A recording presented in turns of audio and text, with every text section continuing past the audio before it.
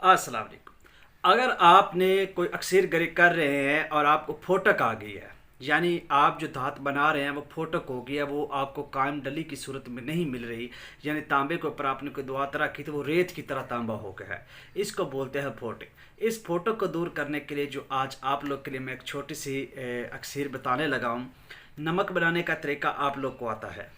नमक जो है उसके साथ वो नमक लेना है हमने बिस्खपरा का। बिस्खपरा एक जड़ी बूटी है, पंजाब में आप वो हिंद हो या पाकिस्तान हो जहाँ भी है, पंजाब में आपको आसानी के साथ मिल जाती है।